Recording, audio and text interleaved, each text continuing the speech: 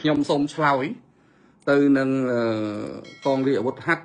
បាទស្នងការអ្នកនងកិច្ចការសាធារណៈញ៉ាត់កោទោសបាទនេះខ្ញុំបាទឧត្តមសេនីយ៍ត្រីអេងហ៊ីស្នងការឋានតំណង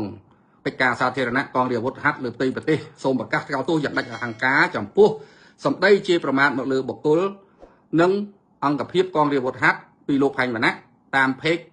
ផែងវណ្ណៈញូកាលពីយប់ថ្ងៃទី26ខែវិច្ឆិកាឆ្នាំ2025កងរាជអាវុធហត្ថទទួលខុសត្រូវរាល់សកម្មភាពក្នុងការអនុវត្តទូនាទីភារកិច្ចរបស់ខ្លួនប្រសិនបើប្រព្រឹត្តបទល្មើសខុសច្បាប់និងទទួលទោសតាមចំពោះមុខច្បាប់ប្រសិនបើប្រព្រឹត្តខុសវិន័យកងទ័ពនឹងទទួលវិន័យទណ្ឌកម្មខ្ញុំបាទសូមឲ្យលោកផែងវណ្ណៈធ្វើការបកស្រាយនិងបង្ហាញភស្តុតាងជាសាធារណៈចំពោះពាក្យសម្ដីដែលបានផ្សព្វផ្សាយនិងជាប្រមាថមកលើកងរាជអាវុធហត្ថយើងខ្ញុំនេះខ្លីដែលគាត់ស្នើឲ្យខ្ញុំគាត់សរសេរអីពីលើសរសេរទៅតែទី1គាត់ចោទថាខ្ញុំជាប្រមាថលើបុគ្គលនិងអង្គភាពអាវុធហត្ថហើយគាត់សុំឲ្យយើងបង្ហាញភស្តុតាងជាសាធារណៈចំពោះពាក្យសម្ដីដែលបានផ្សព្វផ្សាយនឹងការជាប្រមាថមកលើកងរាជអាវុធហត្ថយើងខ្ញុំសូមធ្វើការបំភ្លឺដូចតទៅទី1ខ្ញុំ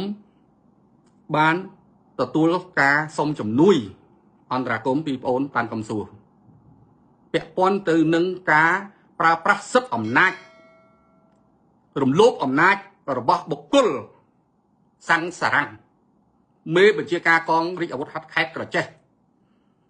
ដោយគ្រាន់តែបងប្អូនតាន់កំសួរស្នើរាយការណ៍ទៅអំពីបទល្មើសព្រៃឈើនិងស្នើសុំឲ្យមានការអន្តរាគមន៍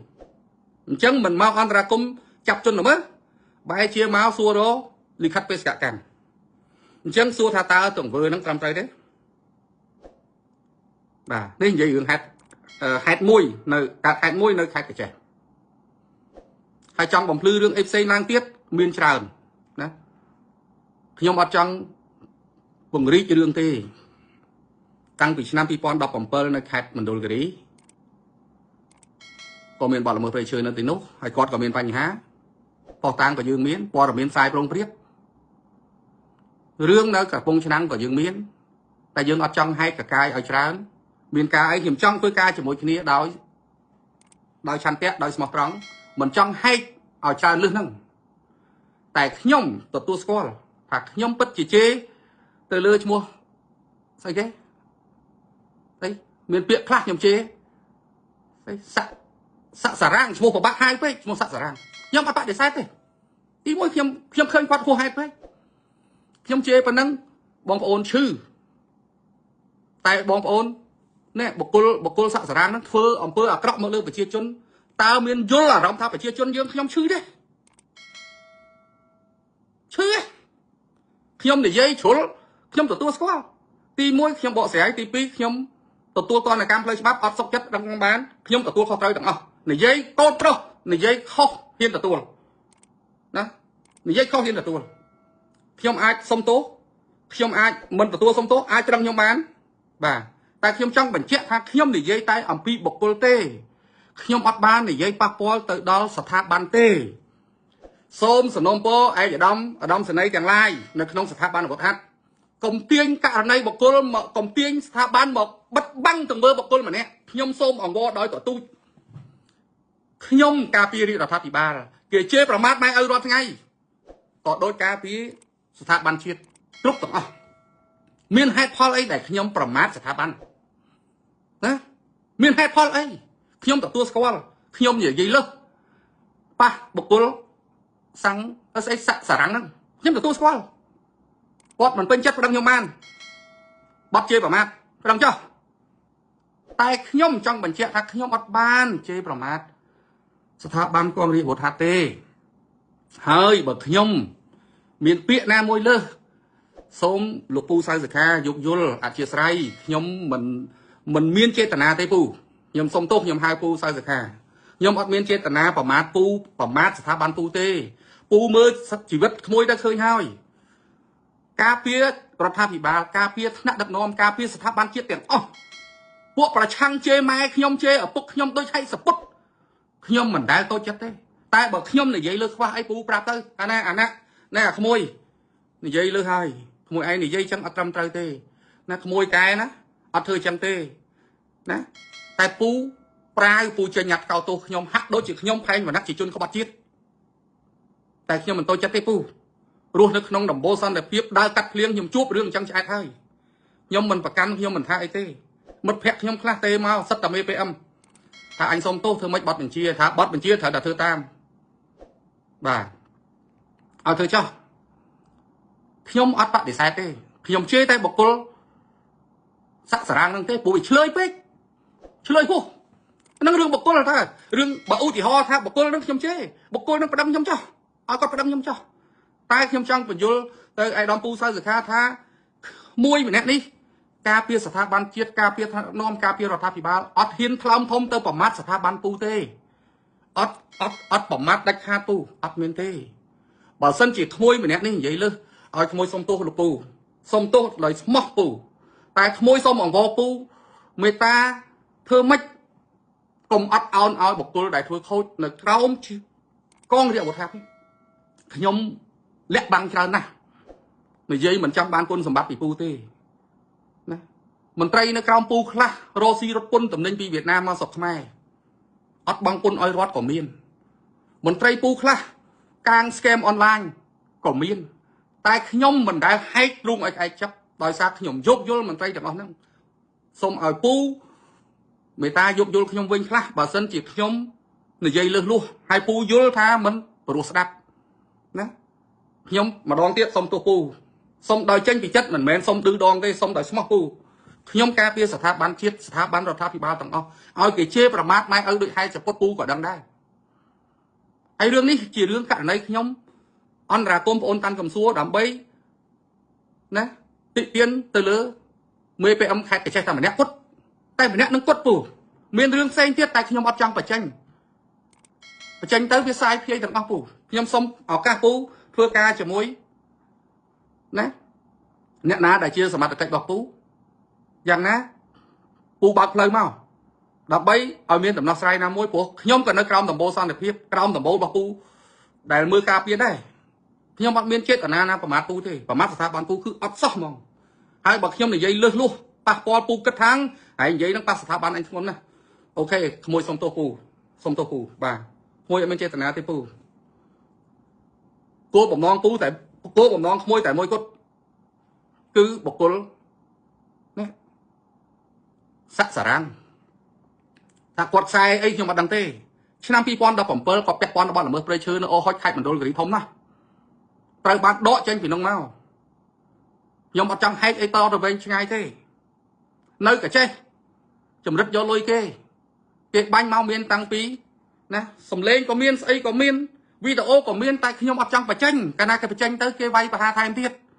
ខ្ញុំនេះវាប្រឹងទប់អាគុណសម្បត្តិយើងខំការពារស្ថាប័នអាវុធហត្ថវាទៅជាទទួលតនកម្មថ្កោលទោសពេញប្រទេសដូចជនក្បត់ជាតិចឹងបាទដូចជនក្បត់ជាតិអញ្ចឹងតើខ្ញុំក្បត់ជាតិរឿងអីហើយបើមិនសុខចិត្តជេរពាក្យជេរប្រមាថរបស់ខ្ញុំច្បាប់យើងមានតែប្តឹងខ្ញុំទៅបាទច្បាប់មានតែប្តឹងខ្ញុំទៅខ្ញុំមកបានក្បត់ជាតិយើងទេពូឃើញហើយប្រទេសជាតិមានសង្គ្រាមខ្ញុំទៅនៅតែព្រំដែននេះពូយកអង្គជួយកងទ័ពជួយប៉ូលីសជួយប្រជាជនតាមព្រំដែនរាប់សិបតោនចូល100តោនណាពូតើខ្ញុំក្បត់ជាតិរឿងអីដល់ថ្នាក់ចេញញត្តិកោតទោសពេញប្រទេសហើយខ្ញុំសូមសំណូមពរឲ្យបងប្អូនចេញញត្តិមេត្តាមើលមតិប្រជាពលរដ្ឋផងថាតើពលរដ្ឋគាត់មានទស្សនៈបែបណាគាត់មានមតិយ៉ាងណា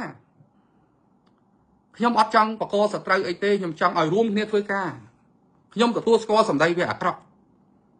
តែមិនមែនសម្ដីអាក្រក់នឹងនិយាយគ្នាមិនបានណាឥឡូវពូបាត់ផ្លូវឲ្យខ្ញុំមកណែអាណាឯងមកជួបអូនចៅអញនិយាយគ្នារឿងនេះ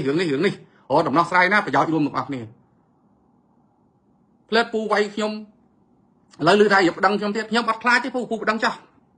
ហើយពូចង់ចាប់ក៏ចាប់ចោះខ្ញុំអត់ថាអីទេព្រោះខ្ញុំរស់នៅក្រោមអំណាចរបស់ពូនឹងពូចង់ធ្វើអីក៏បានដែរតែខ្ញុំគិតថាពូមិនមែនអញ្ចឹងទេបាទ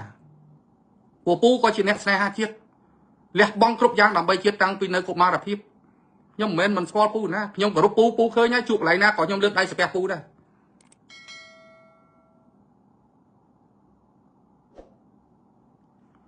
អញ្ចឹងត្រឡប់មកវិញសង្ខេបសរុប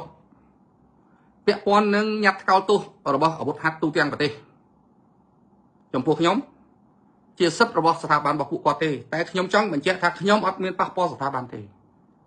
អត់មានប៉ះពាល់ទេខ្ញុំនិយាយតែពីបុគ្គលនឹងមួយដែលគាត់មានរឿងអាស្រូវច្រើនហេតុអីបានហេតុជាចម្ងល់ថាហេតុអីបានគាត់នៅតែមានតំណែងនៅក្នុងមេបញ្ជាការហ្នឹងអស់ពីខេត្តមួយទៅខេត្តមួយអានោះខ្ញុំនិយាយមែនខ្ញុំអត់មានថាខ្ញុំអត់និយាយទេវាគ្រាន់តែជាចម្ងល់ថាហេតុអីបានបុគ្គលម្នាក់ហ្នឹងអញ្ចឹងហើយបើខ្ញុំនិយាយលើសខ្វះខ្ញុំជំរាបពូម្ដងទៀតថាខ្ញុំសូមទោសពូដោយស្មោះបាទសូមទោសពូដោយស្មោះហើយខ្ញុំមិនចង់ធ្វើសត្រូវអីទេពួកខ្ញុំកូននិយាយចំទៅថ្ងៃនេះខ្ញុំមានអារម្មណ៍ថាខ្ញុំដូចជាមានមោទនភាពដែរខ្ញុំគ្រាន់តែជាកូនឆ្មាកូនឈាមទូចមួយបែរជាញ៉ាត់ក្របមកប្រទេសមកលើខ្ញុំហាក់ដូចជាឲ្យតម្លៃខ្ញុំពេកតាំងតែពិតខ្ញុំប្រើត្រឹមតែសាក់មួយសាក់ពីរមកប្រាប់ទៅណាឯងនិយាយប៉ះពាល់ស្ថាប័នអត់បានទេខុសត្រូវអញ្ចឹងហើយកែចេះអាហ្នឹងអូខេយើងកែភ្លាមពួកខ្ញុំមនុស្សមានការធ្វើខុសត្រូវតាពូបាទ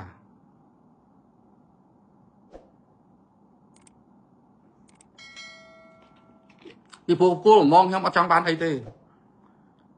គោលបំណងខ្ញុំចង់រួមគ្នាការពារធនធានធម្មជាតិដោយតែឆន្ទៈរបស់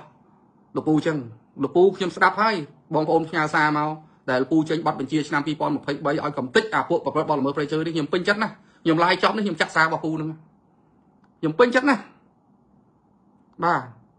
ខ្ញុំក៏ដូចពូដែរក៏ជាក្មេងចំនួនក្រោយដូចពូដែរខ្ញុំសូមពូយោគយល់ក្មួយកុំថាប៉ះដៃយកដៃប៉ះយើងយកជើងក្មួយខុសឆ្គងកន្លែងណាពូណែនាំក្មួយមកបាទណែនាំក្មួយមកខ្ញុំសូមតែប៉ុណ្្នឹងទេ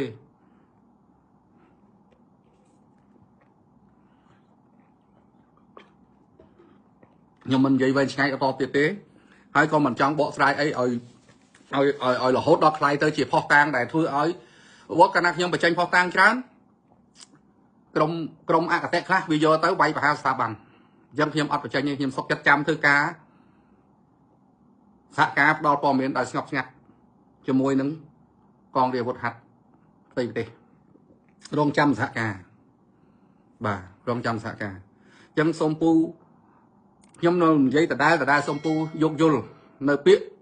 ចលើសបើសណាមួយរបស់ក្មួយដែលនិយាយលើសខ្វះបាទតែក្មួយចង់បញ្ជាក់ថាក្មួយអត់មានប៉ះពាល់ស្ថាប័នអាវុធហត្ថទេគឺនិយាយតែអំពីបុគ្គលសុខសាស្ត្រទោះបីពាក្យក្រោតគ្រៀតជេរប្រមាថក៏ជេរតែបុគ្គលស័ក្តិសារាងដែរឲ្យស័ក្តិសារាងនឹងប្តឹងក្មួយពីបទជេរប្រមាថចុះបាទក្មួយទទួលខុសត្រូវទាំងអស់បាទអញ្ចឹងខ្ញុំថ្ងៃនេះខ្ញុំសូមឡាយសង្ខេបប៉ុណ្ណឹងហើយសូមអរគុណបងប្អូនទាំងអស់គ្នាដែលចូលមកមើលនៅទីនេះបាទអរគុណជាថ្មីម្ដងទៀតបាទហើយខ្ញុំសង្ឃឹមថាពូនឹងយោគយល់ណាអនុគ្រោះដល់ក្មួយដែលនិយាយលើសលួសអីប៉ះពាល់ដែលពូគិតថាប៉ះពាល់ស្ថាប័នតាំងតែពិតខ្ញុំនៅតែបញ្ជាក់ឡើងវិញថាខ្ញុំអត់មានចេតនាទេបាទខ្ញុំមិនមែនជនក្បត់ជាតិដែលត្រូវវាយប្រហារស្ថាប័នរបស់ជាតិទេព្រោះមួយថ្ងៃខំធ្វើការដើម្បីតែជាតិការពារតាំងពីស្ថាប័នតាំងពីថ្នាក់ដឹកនាំតាំងពីគោលនយោបាយរបស់ជាតិមានហេតុផលអីដែលខ្ញុំត្រូវប៉ះពាល់ស្ថាប័នអត់ទេអត់មានទេខ្ញុំនិយាយតែពីទង្វើរបស់បុគ្គលទេ